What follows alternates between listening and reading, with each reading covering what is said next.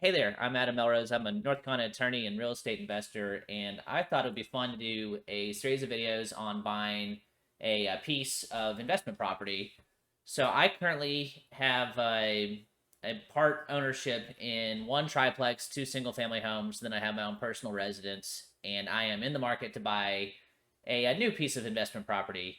So it is currently the middle of November when I'm recording this. So what I'm planning on doing, and what I thought would be sort of fun, is to actually just go step by step by step, nuts and bolts in the trenches, with examples, emails, and showing properties that I didn't end up buying, and really diving into the entire process. There are a ton of videos out there on YouTube about sort of a high level, Bigger Pockets does a lot of content about high level purchasing, but they don't really get into the nuts and bolts of, getting a real estate agent and what sort of emails are you sending? How do you provide your criteria to your agents?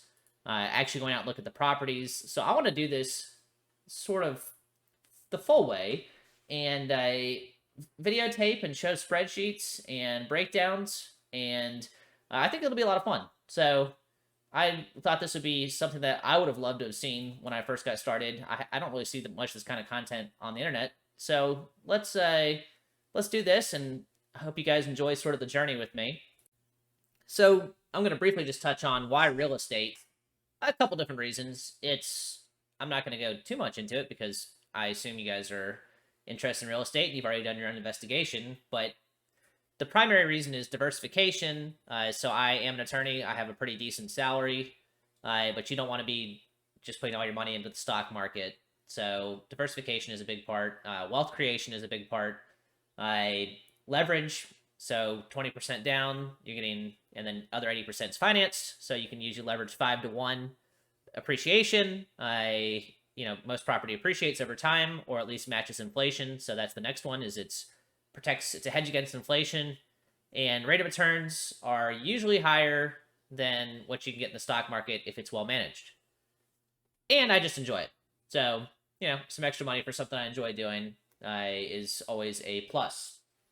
So, sort of this first episode is just going to be touching on my criteria. So, I have at least one business partner that's going into this with me. Probably not going to really reveal people's names so much as we do this because I don't think that's terribly relevant. He knows that I am doing these videos, but he didn't seem terribly interested in being involved, which I totally get.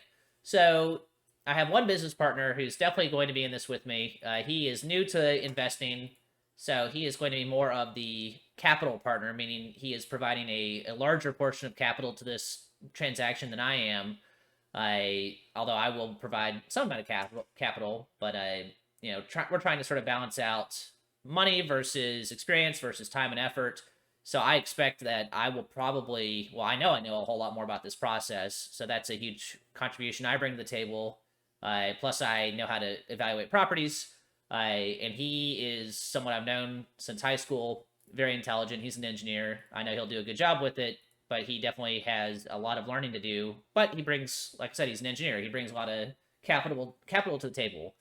So our property criteria is basically anything sub $1 million is essentially our cap based upon how much money we have, based upon our comfort level. We're looking at probably putting 20 to 30% down based on the property. Interest rates are insane right now, so that's definitely going to make this a bit challenging. A lot of banks, I've been hearing lots of talk about a lot of banks just sort of sitting out at least land deals, and they're definitely more wary of investment property deals. Although they're still lending money, but everyone's sort of waiting. All the lenders are sort of waiting for interest rates to sort of cap out and stop climbing every time the Fed touches it. It makes it very difficult for banks to want to lend money if they think the Fed's going to raise interest rates again, and then they're going to need to raise their interest rates again. It's not a good situation. Nobody wants to be losing money over a long period of time. So it's definitely a challenging purchasing environment, but it's also a challenging selling environment because, again, less people can buy, less people want to buy. So I am expecting that we will have to look at more properties probably than usual, but I'm also expecting to probably get something that's under most likely under whatever it's listed for. I'm going to be pretty aggressive about that. We're not in a rush. We want to find the right property, and I will sort of, as we go through, any property that is worth running the numbers on, I will show you the numbers as I run them. Looking for anywhere between a 5 to 8%, what we call cap rate, meaning 5 to 8% return on investment versus the purchase of the property. So, for example, if the property was $1 million, or well, use a smaller number, $100,000 piece of property, a 5% cap rate would be $5,000 of profit a year, and 8% would be $8,000 profit per year. Is the way to look at that. And cap rate is calculated based on your profit, but not, but you don't get to subtract out the amount paid towards principal in any loan, because that's technically profit. So interest plus the expenses of running the property, taxes, insurance, maintenance, etc. You subtract all those out. You don't subtract out principal, and then that gives you your cap rate. So we're looking for between 5 to 8% cap rate on multifamily properties, and then we're also going to be looking at some commercial stuff, like actual commercial properties, mostly in the spaces of self-storage and warehousing, which both of us think are pretty good long-term plays. Self-storage in particular, I am a huge fan of. I've always wanted to get into it. So if we can find a sub 1 million self-storage where the numbers make sense, then that is definitely on the top of my list. So we're going to be looking for properties in North Carolina, so because that's where both of us are located. I'm in Charlotte. My business partner is in Raleigh. And we're going to sort of look around those two metropolitan areas, about an hour, sort of an hour circumference around each one of those cities.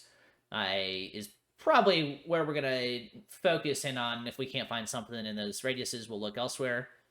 For the multifamily criteria, it's mostly duplex, triplex, quadplex. I'm not looking for single family. I don't think the numbers are going to make any sense in single family right now. And also I'm just not a huge fan of, I have a couple, but long term, I would prefer people own the single families they live in, just from sort of a societal standpoint. I'm not as big of a fan of investment properties, single family homes. So probably not going to end up buying any more like that. So that's sort of off the table, just based on my interest level in that particular asset class. Plus, I don't really think they're great cash flowing properties anyway, and I'm not really strong on appreciation at the moment. So sort of, and this is not perhaps the most organized summation of criteria, but I am definitely going to be more focused on pure cash flow. The 5% cap rate is not going to factor in any appreciation, so that's purely based on cash flow from rents. Not factoring, I would hope that the property at least appreciates at the amount of inflation, but you never know. So I need to at least match the cap rate on cash flow, and I'm just not going to factor in any appreciation. So that is sort of a real broad brush. I think that's probably good for this first video. These videos are going to come out sporadically. I am going to wait until I have enough content to put a video together, and then we'll get the next one in the series. I want to make sure I provide enough that's interesting, so there's probably not going to be a whole lot of consistency, but that's just because there's just a challenge in how long it's going to take to find something. And if it takes a little bit to get set up with a real estate agent and out there looking, then it may be a bit of time. But I'm going to turn these into a playlist. So, you can follow the playlist that's going to be on my YouTube channel if you are interested in sort of staying up to date on this. And I will publish them as they come out. So hopefully this is interesting to you. I know this first video, just sort of talking about basic criteria, under 1 million, North Carolina, multifamily and or some commercial. I know that's not the most interesting topic.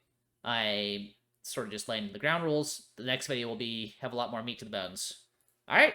I hope you guys enjoyed. And if you have any questions about what I've talked about so far, or any questions about what's coming up next, very happy to answer them. I'm doing this so I can talk with people, meet with people, and help people. So I'm not making any money off these. This is just for the fun of it. All right. Thanks.